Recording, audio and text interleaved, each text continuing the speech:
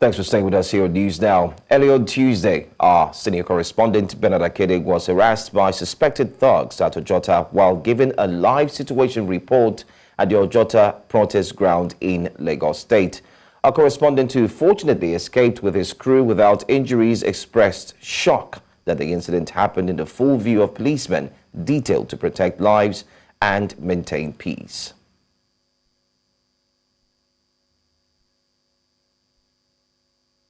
We'll bring you that footage in the course of the news bulletin, but let's also tell you more that in the meantime, News Central Managing Director and Editor-in-Chief Kayode Akintemi, alongside lead reporter Bernard Akede, visited the Lagos State Commissioner of Police, CP Adegoke Fayoade, following the attack on the News Central crew at the Ojota area of the state.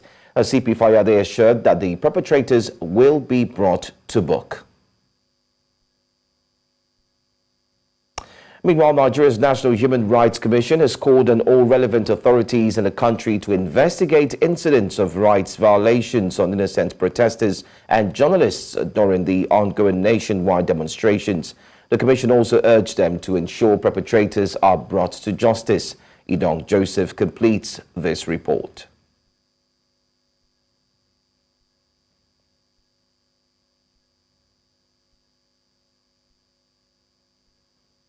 All right, I understand that we'll bring to you that report later on, but let's quickly move on, still talking about the security and the threat to lives of journalists and, of course, protesters. Well, joining us now is Public Affairs Analyst Saka Adeyemi, joins me this morning. Thank you for joining us. Good morning. It's nice to be here, Anson. How are you doing? It's been a while. It's been a while. Not bad, not bad. Well, let's take a look at the current situation, especially with what you've heard in the course of the news bulletin. Now, what do you think? What specific measures should the police implement to indeed ensure the safety of journalists covering protests in the country? I'm aware, or I'm sure that you are aware of what happened to one of our reporters, Bernard Akede, at the Ojota ground. Well, let me jump into it. If you're expecting anything from the police, if you're expecting any decisive punitive actions or any kind of name you want to give any positive action from the police, you're probably being delusional. This is me trying to be, diplomatic and mild with my choice of words. There's nothing good that can come out of the Nigerian police when it comes to human rights violations and what have you. I've been at the receiving end of these of their brutality quite often. When I was in university, a police officer drew his sidearm at me, said he's going to kill me and nothing was going to happen. And that is a phrase we heard from them, regularly. On my way to Port Harcourt last year, December, just between the border town, in between the border town between Bayelsa and River State, a police officer to cock his rifle said he was going to shoot me if I didn't even get that from the vehicle to even talk to him or what in the presence of a superior officer. So, having said this, you probably don't expect the police are enablers. They're probably the number one violators of human rights. I don't care what anybody wants to say. I don't care how much they deploy for perception management or PR. That's the truth, and the truth must be laid out there for Nigerians to cooperate. Now, when it comes to the issue of thugs in Lagos State, and people might want to frown at this. There's a saying in Yoruba, there's no way you want to speak or talk about a dog, a meal prepared by dog meal without talking about the pot that was used in cooking it. Thugs became emboldened in Lagos State by, whether we like it or not, patronage of governments of Lagos State over the years. There's hardly any state policy when it comes to implementation of anything whatsoever that the Lagos State government doesn't go hand in hand or cooperate with thugs. I live at Ojota Beja, the side of Lagos State, where there's this ban on Okada, commercial or motorcycles operation. And the last time I witnessed, police came to effect and imposed, or probably continue the furtherance of the implementation of the ban. And it came hand in hand with thugs. Thugs brandishing dangerous weapons, knives, and machete, attacking Okada riders. So, what do you expect in a state that has blurred the lines, that has cleared the lines, or probably wiped it off the lines between the state actors and non-state actors? The first time these guys got emboldened was in 2001. when an woman was killed in Oshodi, and we saw the retaliation of the military. Not that I'm endorsing the retaliation of the reaction of the military to that incident, but in 2-3 days, these guys were off the streets of Lagos. Somebody was the governor of Lagos State at that time that went pleading with the military authorities and WhatsApp. And coincidentally, the person is the commander-in-chief as we speak. During the NSAS protest, because let's us put it out there, during the NSAS protest, the protesters were civil, were gentle, were coordinated, were peaceful. We saw several attempts by thugs attacking innocent, peaceful protesters. But what did we find? Nothing. What did the government do? Nothing. There is a popular picture, and I keep saying this on every platform, I've been appearing since 2020. A picture of a guy called Osha, identified by Nigerians, that was brandishing a machete, attacking protesters at Alaosa in Lagos. It was recorded, reported, and was never disputed that they were conveyed to that ground on one of those black buses to attack protesters.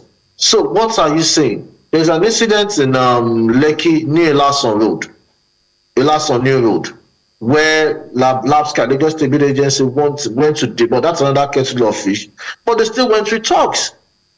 So, and when people were raising anxiety and what have you about the conduct of the protest, I kept saying that my fear or fears is not about the protesters or the protest. It's government actions or responses, and this is it. Okay. And all right. A quick one from me. Towards the 2023 election, and so I've forgotten his Akisoya, yeah, made a statement, insightful, inflammatory, what have you, that could set the country on fire. The police commissioner was explaining and defending Solomon that statement was joking. But we saw the aftermath of that statement, what happened during the governorship election in Lagos State. Was Solomon ever questioned, brought in to face charges? So what are you expecting from the police of Lagos State? All right. I mean, you've listed situations starting from 2020 during the NSAS, that well-publicized picture of the street urchin with a machete. Up until today, nothing has been done. It's actually dovetailed to what we have now currently that took place on Tuesday. We also saw a similar incident that happened during the elections in 2023.